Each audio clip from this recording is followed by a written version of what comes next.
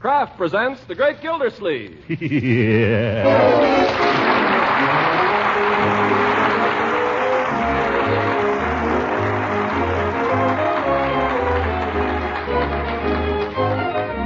Kraft Cheese Company, who also bring you Bing Crosby every Thursday night, present each week at this time Harold Perry as The Great Gildersleeve, written by John Whedon and Sam Moore. We'll hear from The Great Gildersleeve in just a moment. Meantime, let me tell you what a friend told me the other day. She said, "We tried spreading parquet margarine on our bread for the first time last week, and we were certainly surprised. Why, it's really delicious." Well, I don't know why anyone should be surprised that parquet margarine tastes so good, because parquet margarine is made by Kraft. Yes, and made to be just as good-tasting and nutritious as all of Kraft's fine foods. Parquet's flavor is delicate and appetizing, just right for a really satisfying spread for bread. And what's more, parquet margarine adds important food values to meals. It's an excellent energy food, one of the best you can serve. And besides, every pound contains 9,000 units of important vitamin A. Yes, parquet margarine is both nutritious and delicious, and it's wonderfully economical, too. So why not treat your family to parquet margarine tomorrow? Just ask your food dealer for Parquet, P-A-R-K-A-Y. Parquet margarine made by Kraft.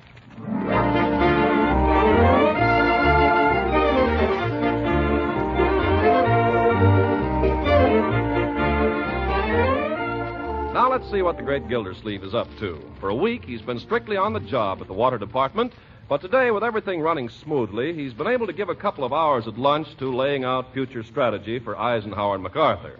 So we find him now at 4 o'clock in the afternoon, returning to his office to sign some letters before proceeding to the barber's shop. Hello? You still there, Mabel? So then we hung around for a while, and... Oh, wait, I think somebody's coming. I'll call you back. Miss, you there, Bessie. Oh, hello, Mr. Gildersleeve. I was so busy finishing these letters, I didn't hear you come in. Yeah, that's just what I was going to ask. They're not done yet? All but 3, Mr. Gildersleeve, and I'll have those for you right away. But I only gave you 4. Any phone calls? No, sir. Oh, yes, there was one from the newspaper. The Indicator. What did they want? Well, it was kind of personal, Mr. Gildersleeve. What do you mean? Who called? The editor? No, sir. He said he was a society editor. What did he want? He asked when you were going to get married. Oh, well, the date hasn't exactly been set yet. What did you tell him? Oh, I didn't tell him anything, Mr. Gildersleeve. Good. I just said what you told me to say when people called up and I didn't know what to say. Huh? You did what? Well, I just did what you told me, Mr. Gildersleeve. He asked when you were going to get married, and I didn't know. What did you say? We regret there's been a slight delay owing to the shortage in manpower. That's all, brother. That'll fix it nicely. But, Mr. Gildersleeve, these letters... I'll sign them in the morning, and if the phone rings, don't answer it. Oh, that Bessie, I'm going to have to let her go.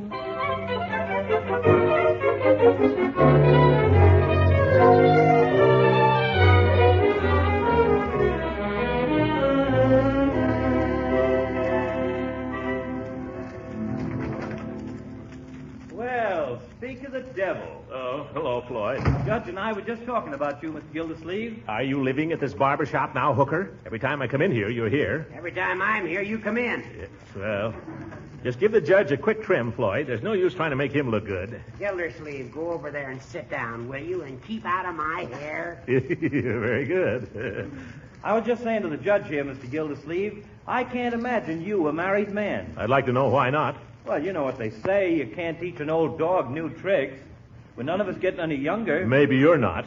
By the way, Gildy, Yeah? when are you and Leila planning to get married? Why do you want to know? Just interested, that's all. Well, we haven't set the date yet. What's the matter, Gildy? Is she giving you the runaround? Why do you ask that? Well, you've been engaged quite a while now. People are beginning to talk. Yeah. Beginning to say, what about this? Is she going to marry him or isn't she? Of course she's going to marry him. Me. We're just waiting till, well, we thought we'd wait a while, that's all. Well, that's women for you. Try to pin them down and they give you the slip every time. Yeah. Now, maybe I shouldn't say this, but I made the mistake of going with a girl for 3 years. Yes. That was before I met my present wife. Everything was lovey-dovey from the start, but there was always a million reasons why she couldn't possibly marry me till the day after tomorrow. So in the end, what happens? A cattleman from Kansas moves in, and I wind up married to my present wife, which is okay. We've got a nice little place there. Now, you take my advice, Mr. Gildersleeve. Don't make the mistake I made. Pin her down. Get tough. Yeah, Floyd, you could be right. Get tough. And what's more, they love it. Why, 20 years ago, if I'd known as much about women as I do today, it would have been a different story. You'd have married the other girl? I wouldn't have gotten married at all. Wait a minute now. You got me confused.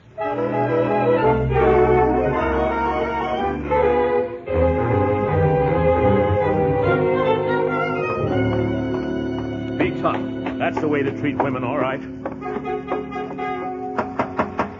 Now, look here, Leila Ransom. I've stood all the shilly-shally, and I'm going to. I want an answer, and I want it now. Boo! Leila, never do that to people. It's liable to stunt their growth. I'm sorry, Throckmorton. Come in, won't you? Thank you. I was coming in anyway. I was just going to call you up. I've had the most wonderful news. It'll have to wait. Leila, I demand to know when we're going to be married. Oh, for goodness sake, is that all? All? Isn't it important to you? Of course, but I've been trying to tell you, Throckmorton. My only sister Winfield is coming to visit me tomorrow. That's fine, Leila, but what's that got to do with our wedding day? Why, I wouldn't think of getting married without having Winfield at my wedding. Huh? And besides, I wouldn't want to rush into anything without consulting her. I hope she likes you, Throckmorton. I hope so. What if she doesn't? Oh, that just couldn't happen, darling. I'm sure it couldn't. Because when you try, you can be so charming. You will try, won't you? Well, of course. You see, Winfield's married to a Yankee, just like you. But he's the handsomest man I ever saw in my whole life. I hate him. He's an engineer, and he's doing some secret construction work for the government at Camp Fuller. So naturally, Winfield and little Michael wanted to be near him. Michael? That's their little boy. He's just about Leroy's age, but he's not like Leroy at all. Well, that's something. Look, Lita, I'll be good to your sister and I'll be good to her little boy. But answer me one thing. When are we going to get married? I'll tell you, Throckmorton. I'll let you take us both to lunch tomorrow and we can ask her then. Oh, mercy, that reminds me. Here it is almost 9 o'clock and I've got to get up and meet a 6 o'clock train tomorrow morning. Can't you stay up just a little longer, Leila? I'll meet the train. Oh, that's sweet of you, Throckmorton, but I'd rather. All right, I'll go. Throckmorton, you're not going away angry. No, I'm going home and think about the Romo plan.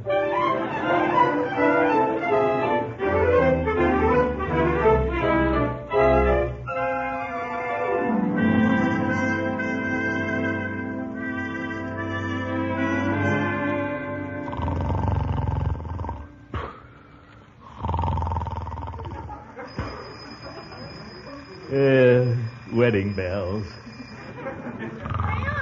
wake up. It's after 7 o'clock. Go away. I want to dream some more, Leroy. Well, hurry up or you won't get any buckwheat cakes. If that's different, I'll be right down. Okay, Wait a minute, Leroy. What do you want? My cakes will get cold. Never mind. I have something important to tell you. You certainly picked the crummiest times to give out with the old malarkey. This is not malarkey. Shut the window. Turn off the cold air, turn on the hot. I heard that, Leroy. I meant turn on the heat. Now, listen to me, young man. Mrs. Ransom's sister is coming to visit her. Is she good looking? You're getting too fresh. The lady is arriving this morning, and I want you to make a good impression on her. Okay, what do you want me to do? Stay out of sight.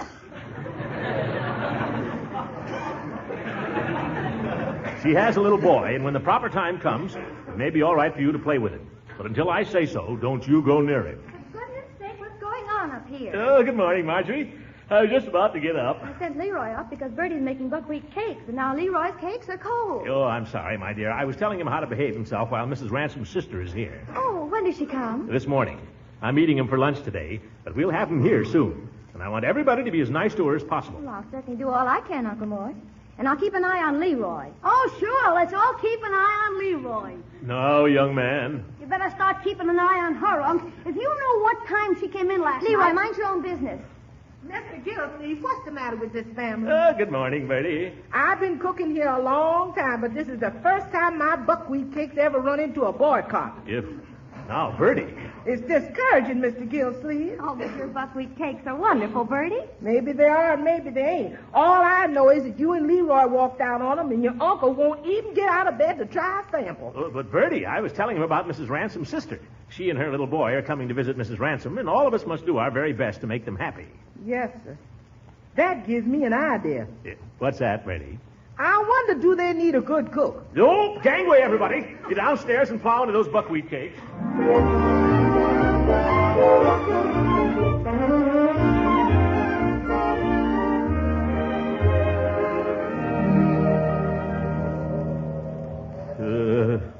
Nice windy corner I picked to wait on.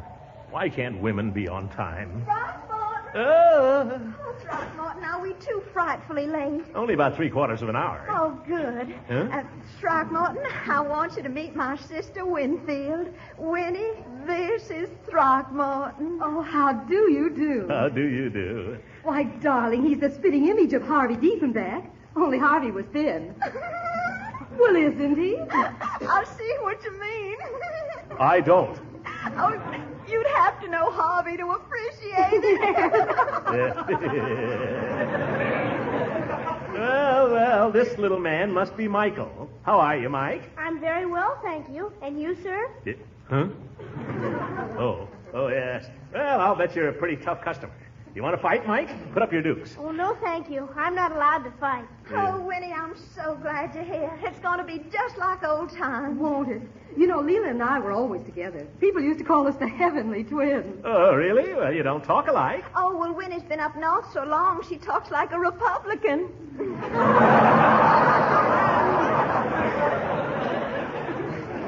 But in the old days, we were more like chums than sisters. Remember when we used to go on dates together? And dress alike. Oh, you remember the summer at Virginia Beach when we switched bows? Yes, and remember the summer I was so crazy about Tubby Walker? Till the day of the picnic. Speaking of picnics, ladies, how about a little lunch? Oh, gracious, here we are rambling on like a couple of schoolgirls and forgetting all about Throckmorton. You know, I can't get over how much he looks like Harvey Diefenbach. Who on earth is Harvey Diefenbach? Who is Harvey Diefenbach? Well, Harvey was an old beau of mine that I got engaged to once when I was young and foolish. Oh. I laugh every time I think of him. You were dead serious at the time, though. Oh, gracious, yes. And Winnie couldn't see him for dirt. She did everything in her power to break it up. Oh. Well, how about a little lunch, huh? I don't mind telling you, I'm starved. Oh, Throckmorton, I hope you don't mind, but we've only got 5 minutes to get to the hairdresser. But I thought I was taking you to lunch. Well, that's terribly nice of you. Well, we thought if you didn't mind, you could take little Michael to lunch while we have our hair done. Don't you think that would be a good idea? Well, what about the question we were going to ask? Throckmorton, you're a lamb. Isn't he a lamb, Winnie? Now, Michael, you go with Uncle Throckmorton and have a nice lunch. We've got to run. Be a good boy, Michael, and do what Uncle Throckmorton tells you. Have a good time, you man. You hear? See you later. Come on, Mike. My name is Michael. Michael, come on. We're going into the hotel and have lunch. But I'm not hungry. Well, I am. I've been waiting an hour. This isn't a very nice hotel, is it? It's the best hotel in Summerfield. I've been in bigger ones. Sorry it doesn't measure up to your standards. Let's sit here. Yes, sir. Now, what would you like to eat, Michael? I see they've got roast beef today. Well, I don't like roast beef, thank you. Don't like roast beef? What boy doesn't like roast beef? Well, how about pork chops? I'm allergic to pork. What? It makes me break out. Oh. Well, how about a poached egg? You think you can handle that? I had one for breakfast. It wasn't very good either. Look, Michael, how about a nice bowl of milk toast? Let's go away from here. I don't Just a minute. But I really don't see anything. Sit down, you. I'd like a little something to keep body and soul together. I'm going to have roast beef, baked potato, peas, succotash, and pie a la mode. And you little squirt, you can sit there and watch me eat it.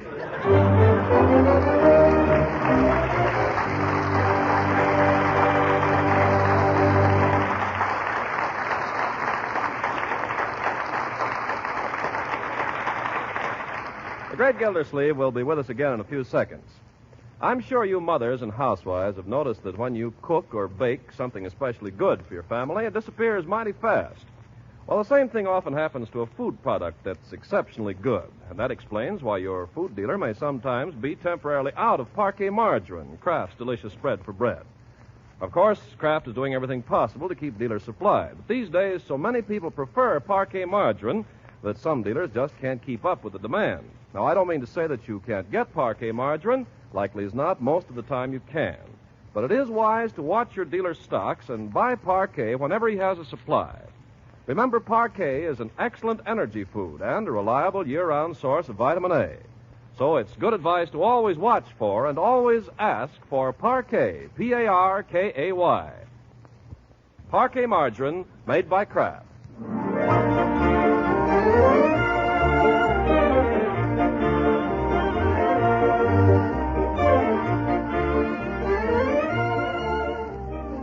Now let's see how the great Gildersleeve is coming. The last we saw of him, he was stuck with little Michael at lunch while Leila and her sister went off to the hairdresser's. Well, lunch is over now, and a couple of hours have passed, and we find Gildersleeve plodding up the front walk to his house, still with little Michael. Come on. What are you waiting for? Why are we going in here? This is where I live. Oh, it's kind of funny looking, isn't it? Listen, I know it's not much, but it's home to me. Now, come on. Whose bicycle is that? That's Leroy's bicycle. He doesn't take very good care of his things, does he? Yeah. Well, no, he doesn't. But he's a good kid.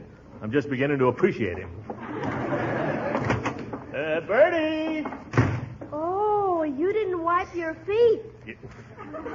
This is my house, and I can come in with dirty feet if I want to. That you, Mr. Gildersleeve? Bertie, has Leroy come home from school yet? I'll say he's home. I just caught him out in the kitchen stuffing himself with the applesauce I made for dinner. I don't know what's for dinner, Unc. That's all right, my boy. If you're hungry, it's a sign you need food. I like to see a boy eat anyway. Huh? Leroy, this is Michael. Hi. Michael, meet Leroy. How do you do? I've been looking forward to meeting you.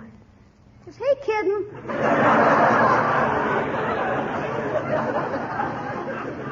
Now, Leroy, remember that Michael is your guest. My guest? Yes. I thought it'd be nice if you two boys played together all afternoon. Oh, but Unc, I was just going over to Piggy. She's expecting me. Leroy, I'm asking you as a favor to me. But I thought you told me to keep away from the little punk. Listen, you entertain the little punk and don't give me an argument. Mother says it's not polite to whisper. Yes, and you're right, too, Sonny. Here, Leroy, here's $1. Take it and entertain your little friend in any way you see fit. Okay, come on, Mike. Where are we going? Down to the drugstore. Do you like comic books? Oh, Mother doesn't allow me to read comic books. That's all right, Michael. You go with Leroy and have a good time. Oh, but Mother... Mother will never know.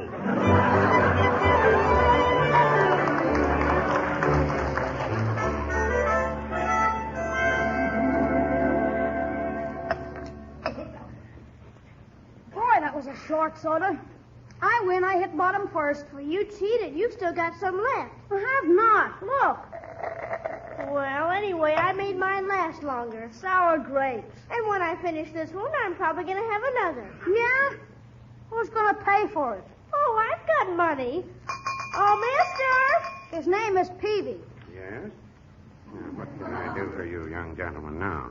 I'll have another chocolate raspberry soda. Well, I'm sorry, son, but we have a rule here, only 2 of those to a customer. I suppose you think if you make me another one, I'll be sick.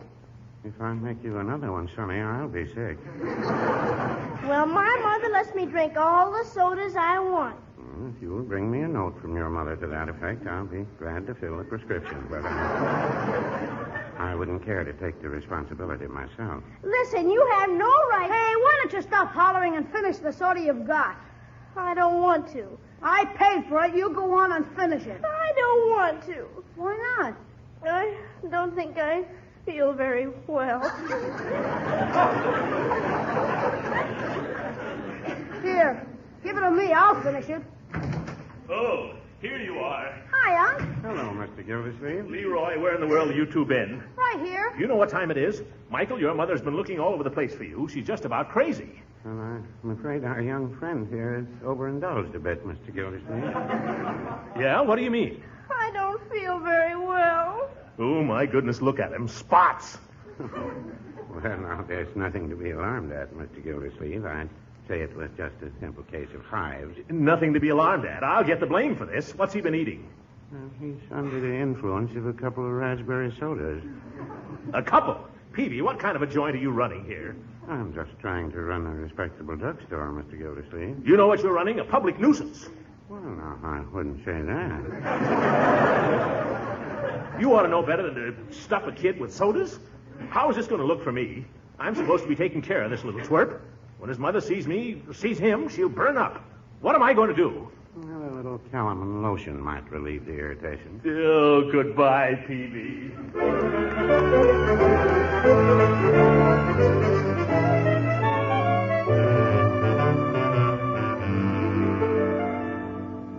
Oh, it's you, Throckmorton. I won't come in. I just wondered if little Michael was better today. A little better, I think. Fine. Keep him warm.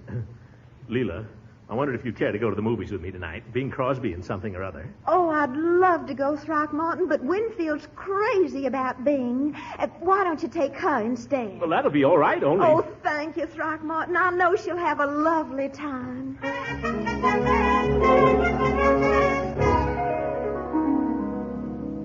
Hello, Leila. I have 2 tickets to the subscription concert this evening. Would you be able to go? Oh, Throckmorton, you must take Winfield. She just loves music. But I want to see you. Oh, you can see me anytime. When, for instance? I got these tickets just for you, Leila. I know. Get 3 tickets and we'll all go.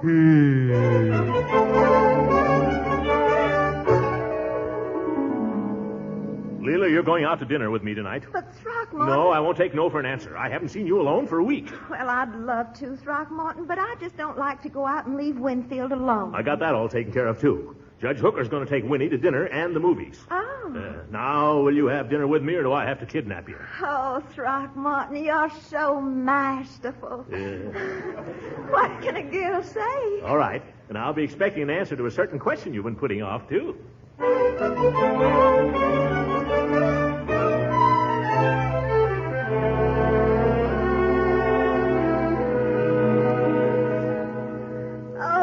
Goodness, Throckmorton, that was certainly a wonderful dinner. Well, I'm glad you liked it. Oh, but it's nice to be home here with just you.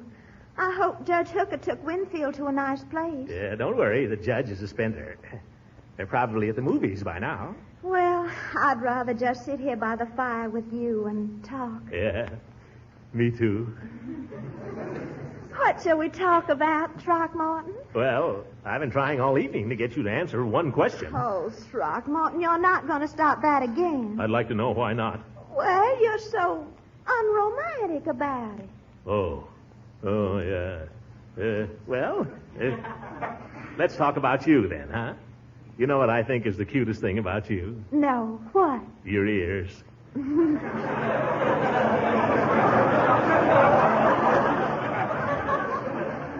Your ears are so pink, and they stick out. Why, Throckmorton. From under your hair, I mean. Oh. You know, there's something I've been wondering for a long time. What? If you kiss a person in the ear, do they feel it or hear it?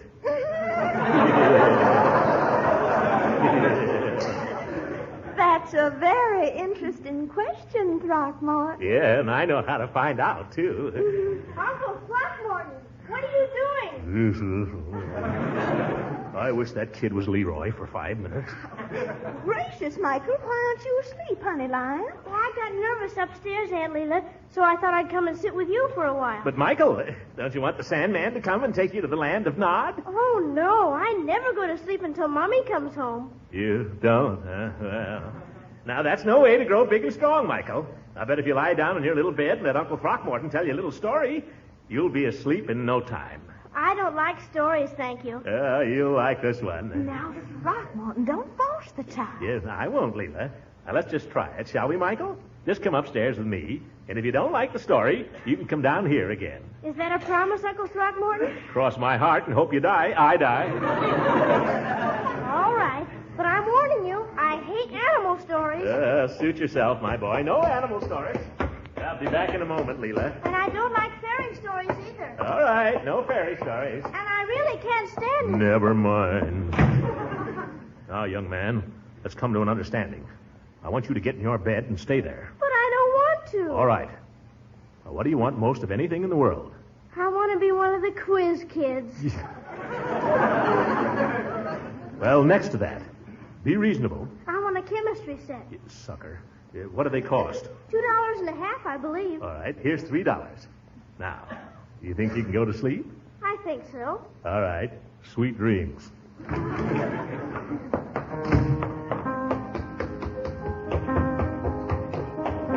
Why, Throckmorton, you're wonderful. I have a way with children. I didn't realize you were such a storyteller. You'd be surprised. Oh, don't stop playing, Leila. That was beautiful. Well, if you really enjoy it. Tell me the story you told Michael, won't you? What, and put you to sleep, too? I'll bet it wouldn't. Tell me a story, Throckmorton. All right, I'll tell one just for you. Once upon a time, there was a beautiful princess named Leila. She was the prettiest princess in the whole world. Is the princess asleep for 100 years on account of a witch? Uh-huh, that's right. And what does it take to wake her up? A kiss? From a prince? No, from a water commissioner.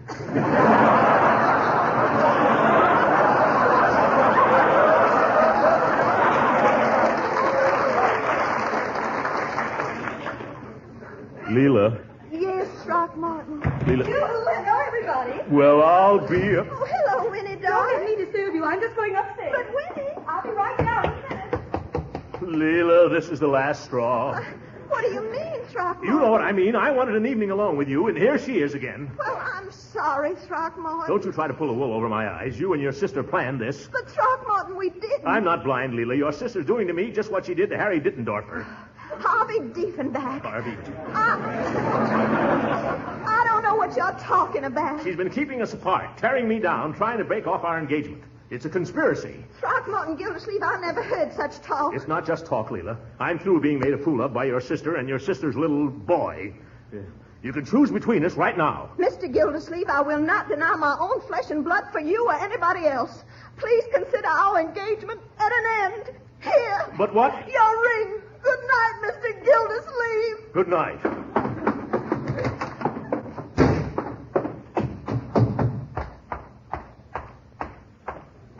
Hello, Gildy. Hooker, what did you bring that woman back here for? Why, we're on our way to the movie. She just stopped in to get her lipstick. Oh!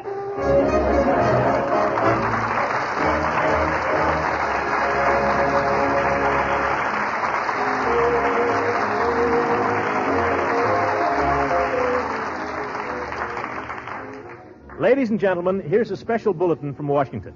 Price Administrator Prentice M. Brown announces that effective today, shoes are rationed. This includes all shoes with leather or rubber soles. Wartime requirements make this necessary. Every person will be entitled to buy one pair of new shoes during the next 4 months. There are only 3 things you must know. First, no shoes may be sold to consumers until Tuesday. Second, beginning Tuesday, every person is entitled to buy one pair of shoes with stamp number 17 of War Ration Book 1, the Sugar and Coffee Book. Third, the shoe stamp from the ration book of one member of a family may be used for any other member of that family group living in the same household. And here's a special word for shoe dealers. Remember, shoes cannot be sold at retail until Tuesday morning, but dealers may make and receive shipments and place orders as usual within the trade. Beginning Tuesday, retailers must collect stamp number 17 from War Ration Book 1 for every pair sold to consumers. Supplies are large enough to provide everyone with shoes and to give everyone his fair share. Good night, everybody. This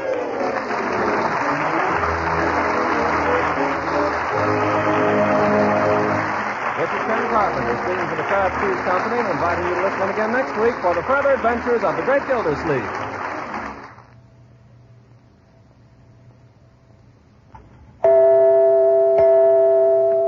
You women are having your shopping troubles these days. So let me tip you off to a quick solution to that main dish problem. At your food store, whenever you see the yellow and blue package marked Kraft Dinner, think of this. Macaroni and cheese ready in 7 minutes cooking time. You see, that Kraft Dinner package contains a special quick cooking macaroni that cooks fluffy, tender in boiling water. The package also gives you some Kraft grated so you can sprinkle in the cheese goodness in a jiffy. Just 7 minutes at the stove and you have a dish full of fluffy, light macaroni drenched in cheese goodness. A grand main dish all by itself. And a wonderful extender for a little leftover meat or chicken, too. Each package of Kraft Dinner gives you 4 good servings at the cost of only a very few cents a serving. Of course, this quick-made macaroni and cheese is extra popular right now, so it's wise to order your Kraft Dinner early in the week. This program reached you from Hollywood. This is the National Broadcasting Company.